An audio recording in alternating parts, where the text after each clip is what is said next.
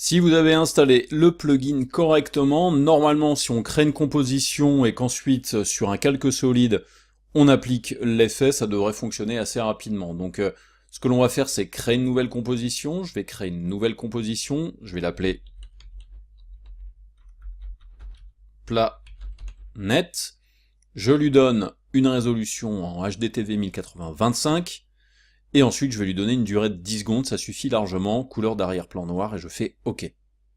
Maintenant, pour vérifier que le plugin a été installé correctement, je vais créer un calque solide. Donc je vais dans Calque, Créer, je prends un calque solide, je le mets à la taille de la composition, je lui donne une couleur d'arrière-plan noir, ça n'a pas d'importance, vous pouvez mettre n'importe quelle couleur, et lui, je vais l'appeler base planète, puisqu'on risque d'avoir pas mal de calques solides avec des couches les unes par-dessus les autres pour nous permettre de faire cette planète-là. Donc je fais OK.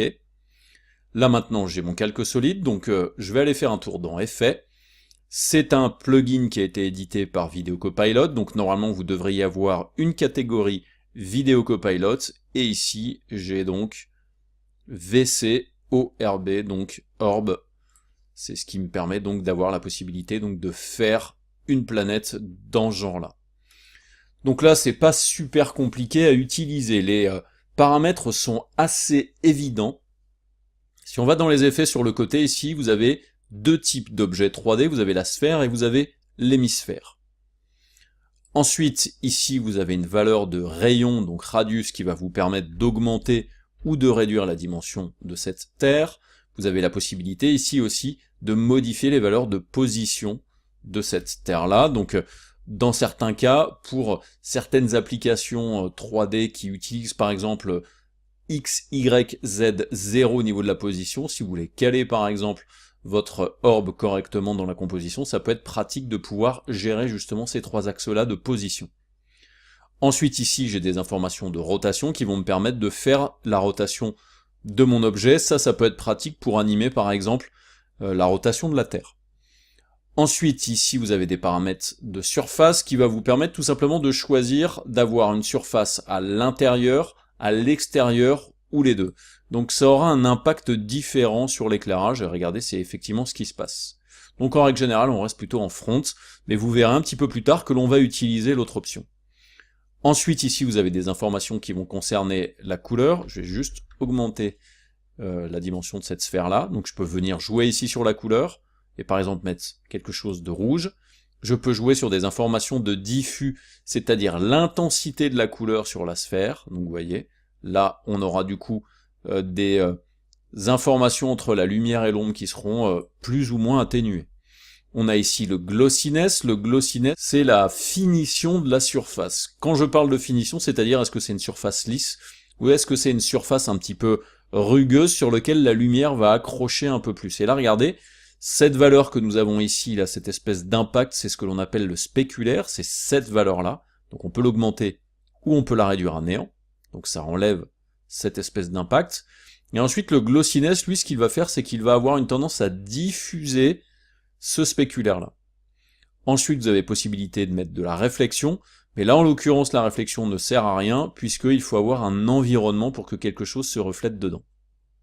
Ensuite, on a une couleur d'illumination et une valeur d'illumination qui va nous permettre tout simplement de donner un effet de lueur à notre surface, comme si c'était une lumière. Il y a ensuite ici des options d'illumination qu'on verra un petit peu plus tard, qui vont nous permettre de faire des effets assez intéressants. Typiquement, si vous voulez voir tout de suite ce que ça peut donner, je peux tout à fait décider par exemple de mettre ici une couleur différente, donc une couleur bleue, donner une illumination, et ensuite en venant ici sur la valeur de Fresnel, regardez ce que ça me permet de faire. Ça me permet d'avoir, voilà, une illumination qui va être plus ou moins gérée différemment par rapport à la valeur de bias, c'est-à-dire l'intensité du Fresnel, par rapport à des valeurs qui vont me permettre de jouer sur l'intensité par rapport à la lumière. Alors je vais écarter un petit peu ça, ça nous permettra de voir un petit peu mieux les options. Par rapport à la lumière et ses valeurs de contraste, donc dans certains cas ça nous permettra vraiment de régler par exemple un effet d'atmosphère assez réaliste sur notre surface. On a ensuite la possibilité de faire une expansion de cette lumière-là, ou au contraire, voilà, de la réduire. Donc on peut aller jusqu'à -1, il me semble. Voilà, ce qui fait que maintenant la lumière vient de partout. Il y a possibilité ensuite de régler des informations qui concernent le bump, c'est-à-dire le relief, et c'est-à-dire l'influence de cette illumination sur le relief. Je repasse par une petite réinitialisation. Je repasse à 400. Ensuite, il y a des informations d'ambiance, c'est en règle générale la valeur qui va vous permettre de gérer le contraste entre la lumière et les zones sombres. Donc là, en l'occurrence, là vous voyez effectivement, si je joue sur cette valeur de contraste, vous voyez que l'on peut vraiment faire en sorte que la zone sombre soit vraiment très sombre, ou alors un petit peu moins sombre avec cet effet-là.